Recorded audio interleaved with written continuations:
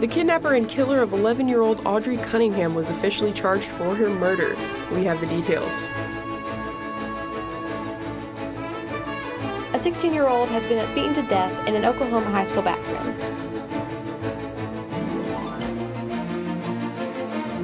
NASA is landing on the moon today for the first time in decades. ntTV has the story. Broadcasting live from the University of North Texas, this is ntTV News at Noon.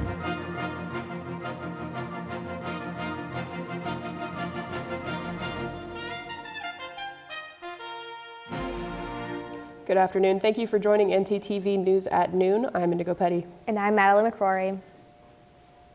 A man in Livingston, Texas is now being charged with capital murder after an 11-year-old named Audrii Cunningham was found dead in the Trinity River. Don Steve McDougal was a family friend of the Cunninghams and was the last person to see Audrii before her disappearance on her way to school February 15th. McDougal was living in a trailer in the Cunningham's backyard and had offered to take Audrii to the bus stop to help her get to school, but later lied about his whereabouts to the police when questioned. Audrii's body was found downstream of a reservoir where McDougal had gone around the time of Audrii's disappearance. Our thoughts go to the victim's family at this time. Approval to build a Studio 6 motel in Fort Worth has sparked controversy. The motel is planned to go up next to an elementary school in Keller ISD. Parents and teachers expressed safety concerns at a public meeting yesterday, and the school district said they will be taking legal action to stop the construction of the motel.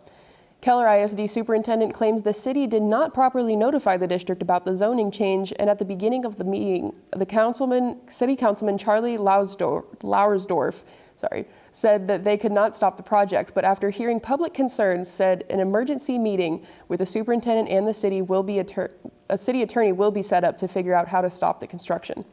The owners of the planned motel said that they are looking forward to opening and will offer lodging to area visitors. More than 50 years ago, one of the last men to go to the moon said, "We leave as we came, and God willing, we shall return with peace and hope for all mankind." Now, the ironically named American spacecraft, Odysseus, could make lunar history with the first touchdown of a U.S.-made aircraft on the moon in half a century. CNN's Kristen Fisher has more. Test yet for the robotic lunar lander, a soft or controlled landing on the surface of the moon. Just go for launch. Intuitive Machines is trying to pull off something no private company has done. And if successful, it will be the first time an American-made spacecraft has done it since the last Apollo mission in 1972. We are steely-eyed rocket scientists, but deep down, this is quite an emotional feeling to be here at this position. Just last month, a Pennsylvania company, Astrobotic Technology, had its first lunar landing mission end in failure. And last year, the Japanese company iSpace and the government of Russia both crashed landers into the moon. So why is it so tough to repeat a feat that was first accomplished more than half a century ago? That's one small step for man. The biggest reason is also the most frustratingly terrestrial one: money. NASA's budget at the peak of the Apollo program was more than 4% of all U.S. government spending. Today, NASA's budget is 1/10 the size, just 0.4%, even as NASA attempts to return astronauts to the moon under the Artemis program. In an effort to save money, NASA is outsourcing robotic lunar landings to companies like Intuitive Machines for a fraction of what it cost in the 1960s and 70s. Do it for $100 million.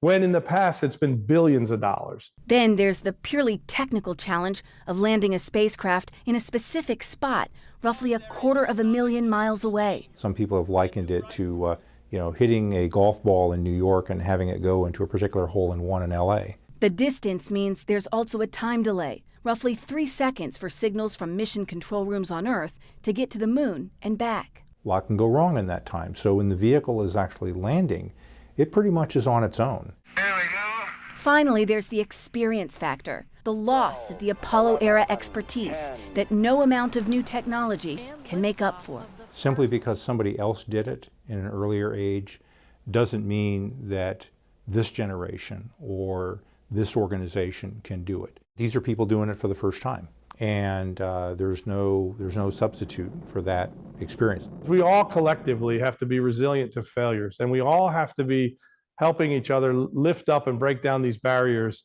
so that we can begin a lunar economy. That's what this is, a beginning of an emerging economy around the moon.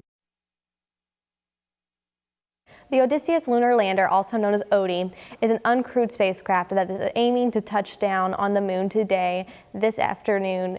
The goal for the voyage is for Odie to land on the moon's south pole and help with future lunar landings with the science and technology experiments it's carrying. If Odie successfully lands on the moon, it will be the first commercially built craft to ever reach the moon, as well as the first time a U.S. spacecraft lands on the moon in over 50 years. And back here on Earth, it's warming up. Yeah, our weather anchor Isabel Mays has the first look weather. What's going on, Isabel? Thanks, guys. I do gotta agree, it's looking really, really warm for the next few days, but we're also gonna be seeing a little bit of wind. As we take a look at tonight, our current conditions is looking to be around 74, feeling around the same, with winds coming in from the west-northwest at 12 miles per hour and sunny skies. As we take a look at later on tonight, it's gonna drop a little bit to 71 degrees, feeling around the same, with winds coming in from the northwest at 12 miles per hour with clear skies. And as for tomorrow, it's going to drop a little bit more down to 66 degrees, feeling like 66, with winds coming in from the northwest at 11 miles per hour and sunny skies. I'll be back in a couple minutes with your full weather update. Back to y'all at the desk. Thanks, Isabel. Details of the death of an Oklahoma teenager are finally coming to light after the child passed away on February 8th. Next, Benedict, a 16-year-old non-binary Oklahoma high school student, died a day after being attacked by 3 other students while in a Owasso High School bathroom. The fight was broken up by a staff member as well as 2 other students. Before Next was sent to the emergency room to receive treatment, and they died a day later while at home. An examination of their body revealed that Next did not die due to trauma, but investigators are waiting to announce their cause of death until they receive the toxicology and ancillary reports from the coroner. A Texas staple is coming to Globe Life Park, and stay tuned to find out which one. And later, Grace's collection has started for Allie Baldwin's accidental shooting case. All right, look up here. 1, 2, 3. Mom, Dad, I got it.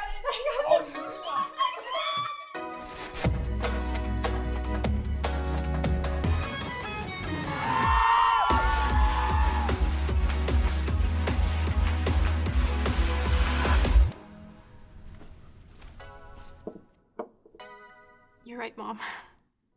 I have.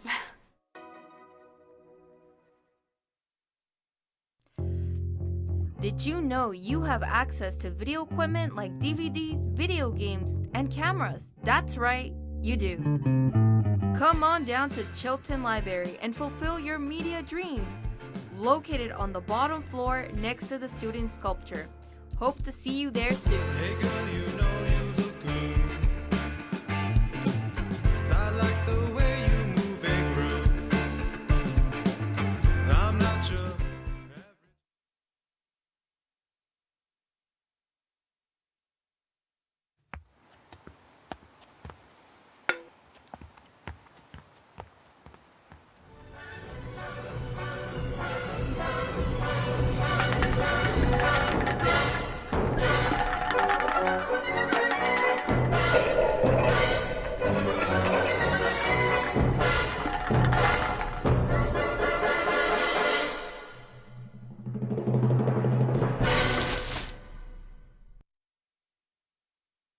Can I see your voter registration, please? All right, you're good. No registration, no entry. All right. Let me see your voter registration card, please. I'm not registered to vote. No registration, no entry. Dude, my friends are already in there. No registration, no entry. What the? Join the club. Register to vote today.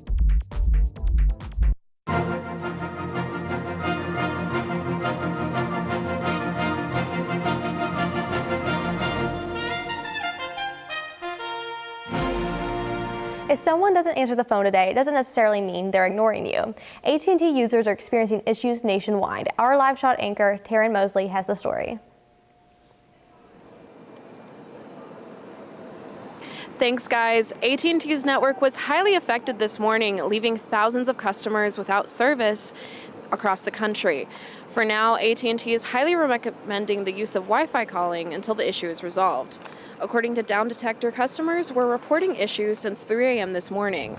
While T-Mobile and Verizon also began reporting issues, a Verizon spokesman said that these were likely caused by customers trying to contact other networks. Police departments around the country are concerned with difficulties communicating with other city phones. The Charlotte-Mecklenburg Police Department in North Carolina stated that customers were briefly unable to call 911. Call centers in Texas also reported that people were unable to make emergency calls. AT&T states that they are currently working on the issue, but that's all I have for now. Back to you guys at the desk. Thanks, Taryn. A Texas fast food staple is expected to be available at Globe Life Field in 2024. Photos of Whataburger signs at the home of Texas Rangers appeared on social media. The Texas Rangers plan to release more details for their 2024 food and beverage plans in March. The home opener against the Chicago Cubs will be March 28th. Jury selection began today in the controversial Rust movie set shooting, while the movie star Alec Baldwin could be facing criminal charges. The woman who prepared the gun used in the deadly shooting is facing manslaughter charges. CNN's Laura Aguirre has more. I'm the armor, or at least I was. That's Hannah Gutierrez-Reed with Santa Fe, Mexico deputies shortly after the deadly on-set shooting of Rust cinematographer Helena Hutchins in 2021. Gutierrez-Reed was the film's armorer and is now charged with involuntary manslaughter and evidence tampering. She has pleaded not guilty. She came in here and went across her chest. And it came out the back and went into her. The bullet also wounded director Joel Souza, who was standing near Hutchins. Now the jury that will determine Reed's fate is being selected in a Santa Fe courthouse Wednesday. New Mexico's Health and Safety Bureau says as the armorer, Gutierrez-Reed was responsible for all storage, handling, and maintenance of the firearms and ammo on set. According to investigators, live rounds were found on the scene, commingled with dummy rounds. So if that's the case, then who commingled them? Actor and Rust producer Alec Baldwin was holding the prop gun that killed Hutchins. He too has pleaded not guilty to involuntary manslaughter and could face trial later this year. The film's assistant director, David Halls, handed Baldwin the weapon. When the guy hands me the gun and says we have a cold gun on set, that means the gun is empty. I pulled the hammer all the way back without locking it, and the gun went off. Halls was convicted of negligent use of a deadly weapon last year. Prosecutors say Gutierrez-Reed's trial will focus on lax safety protocols during the filming of Rust, while Gutierrez-Reed's attorney insists his client is being unfairly prosecuted. I'm Laura Aguirre reporting.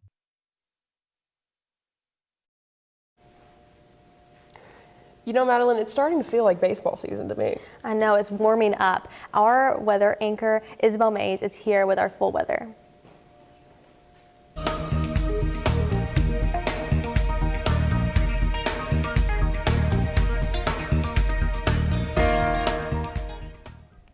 Thanks, guys. I totally gotta agree. We are gearing up to have an absolutely beautiful week of weather this week. As we take a look around North Texas for our conditions, in Decatur and Bowie, kind of around all of North Texas, we're looking to stay around 70 degrees. Decatur, Gainesville, Graham, all at 72. And as we turn around over here, for our regional weather map, it's going to drop a little bit in temperature. As you can see, Abilene 70 degrees, but Austin is looking to be super warm up at 80 degrees. And then over here, El Paso is dropping all the way down to 65. And as we take a look at our 7-day forecast, you're going to want to bring out your sunscreen this week as we're going to have a beautiful week of nice warm weather, starting with Friday at 72 degrees with sunny skies.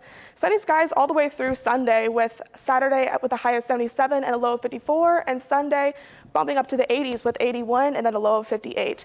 Starting on Monday, we're going to have some partially cloudy skies with a high of 89 degrees and a low of 63. So make sure you have your sunscreen for that day. And then 82 degrees on Tuesday with some cloudy skies, following through Wednesday at 59, dropping. And then rainy skies, 21% chance of rain on Tuesday, and then ending off the week with an 8% chance of rain on Thursday and cloudy skies. That's all I have for you right now. Back to you at the desk.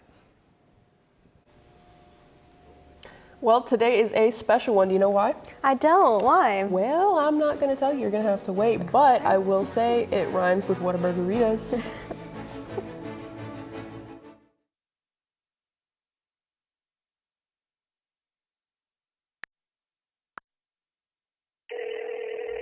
Hey Alex, this guy on the internet says he wants to give me money. That sounds suspicious. What do you mean? Typically, strangers who promise you money on the internet have their own best interest in mind. They often use bounce checks, which will disappear shortly after depositing, but not before they've asked for some money in return. So he doesn't really want to spoil me? No. Well, then what should I do? The best way to handle it is to block and report the suspicious message, or even consult local law enforcement if you've already fallen victim.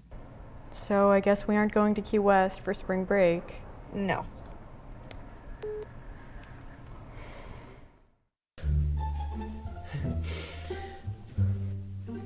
What's wrong? Are you stuck in your paper? Pretty much. I haven't written anything in like an hour. Why don't you check out the Writing Center at UNT? Well, how do I meet up with them? All you have to do to make an appointment is visit the Writing Center's website and either call the number or email writingcenter@unt.edu. The appointment is 30 minutes long, and the trained tutors will be able to help with brainstorming, correcting grammar, ensuring clarity, and a wide range of services. They also do walk-in appointments. That sounds awesome. I'm gonna check them out. So, when's this paper due? 30 minutes. For more information, visit the UNT Writing Center's website. Yeah, it's 6 pages. There's no harm in wanting to have fun while in college, but it's easy to lose track of how much you've had. Apps like Drink Control and Alkadroid can help keep track of your consumption and blood alcohol levels. If you or someone else does drink too much, the signs of alcohol poisoning are as follows: pale skin, vomiting, confusion, low body temperatures, irregular breathing, blacking out, and it's hard to wake up or cannot be woken up. Dude, are you okay? Hey, what's wrong? Wake up. It's an exciting time of year, but it's important to be responsible. If you suspect someone is suffering from alcohol poisoning, get help immediately. You will not get in trouble for seeking help if you are underage. For more info and resources, go to UNT's Division of Student Affairs.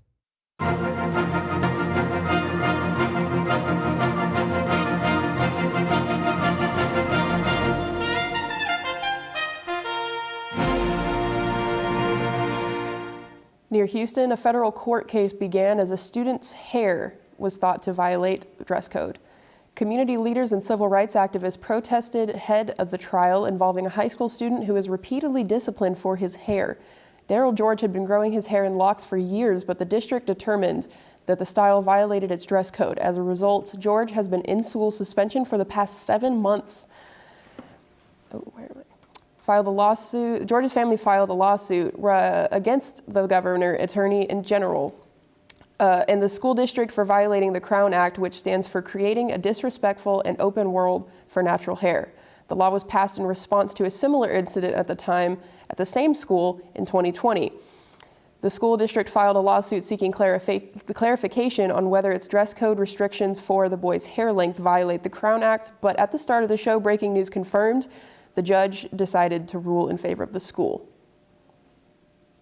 It means a lot to me. It's my roots, you know. It's how I feel closer to my people, how I feel closer to my ancestors, you know. I started my dress for a reason, and that's just to feel close to my people.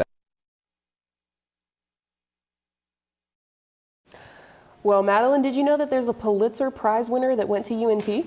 I didn't. What can you tell me about them? Admittedly, not much, but our Seen and Heard segment anchor James Peeler knows a little bit more about Larry McMurdy. James?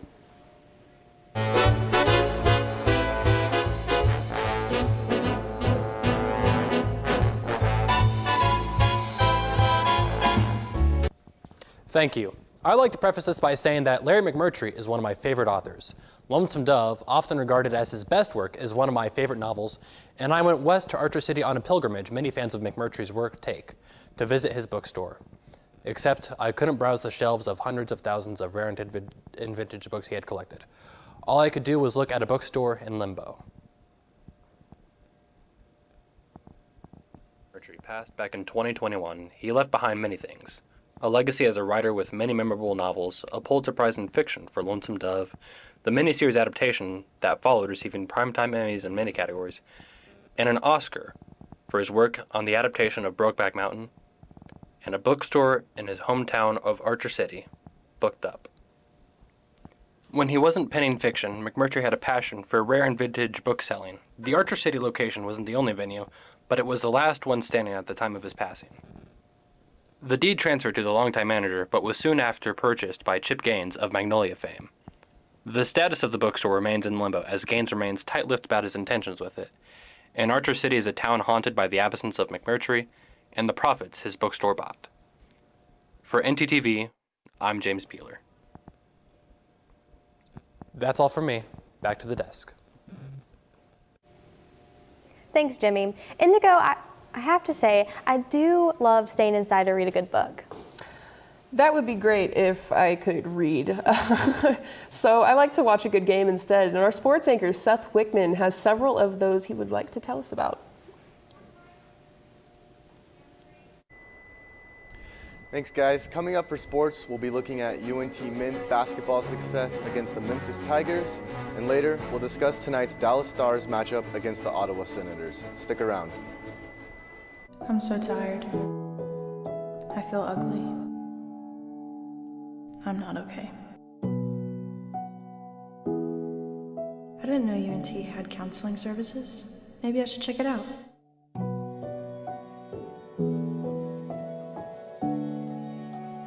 This looks like the place.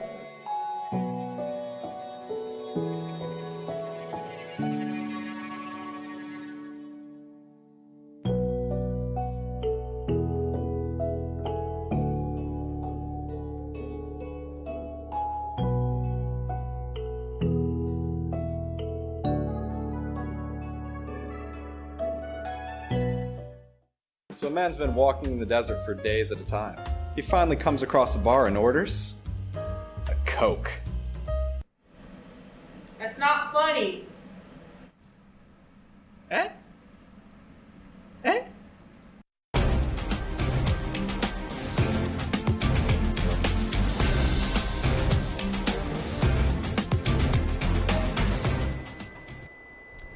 The Mean Green men's basketball faced off against the Memphis Tigers last week in an intense nail-biter. UNT was looking to defeat Memphis in order to move up the ranks of the American Athletic Conference. North Texas was only one rank behind Memphis, making the win very crucial. I had the opportunity to go to the game and find out if the Mean Green measured up against the Tigers. Basketball took on Memphis, one of the hottest teams in the conference. The Mean Green met the occasion by coming into the game with high expectations and high confidence after coming off a loss to SMU. I feel like this game, we knew a lot of outside noise comes into play in terms of people saying you're playing Memphis, you're playing this guy, you're playing Penny, like it's a bigger game, but we come in expecting to win every game, and I could tell by the look in everybody's face, we knew we were going to win this game.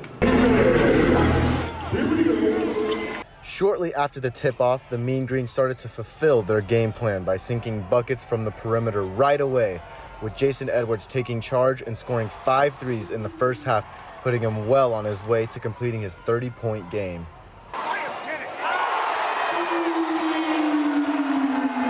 When you put 2 on the ball like that and you got shooters that, you know, can fill it up from the outside, and we're catching wide open shots, it's like warm-up shots, you know what I'm saying? Going into halftime, the Mean Green were up by 3 and had a very big uphill battle ahead of them to secure the victory. Memphis put up a strong fight, scoring repeatedly in the paint to keep the game close, but the Mean Green's dominance from turnovers started to kick in.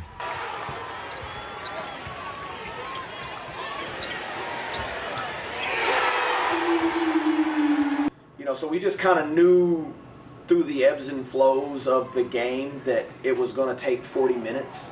They cut it to 5. You know, there was a comfort and a confidence that we were going to figure out a way to win this one. I thought our guys, like collective grit and communication and togetherness was kind of what steadied that.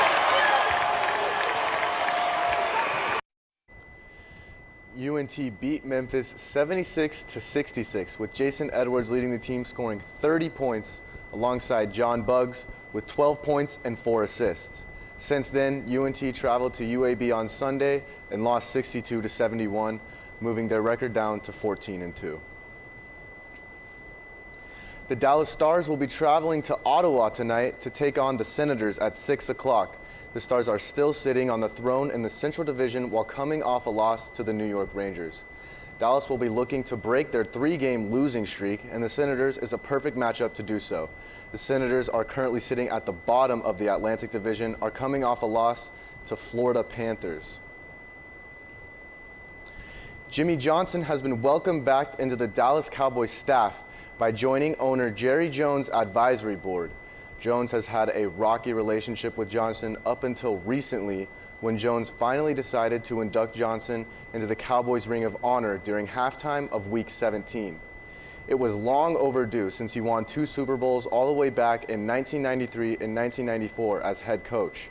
His induction reignited the friendship between the two and sparked the idea of him being back added to the board.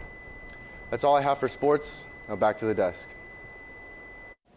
Thank you, Seth. Indigo, do you have any plans today? Probably, honestly, just hanging out with my dogs and my partner. Exciting, exciting. But I think something special is happening today before we head out, and our segment anchor, Kaylee Bonilla, has something sweet and salty she wants to share. Kaylee?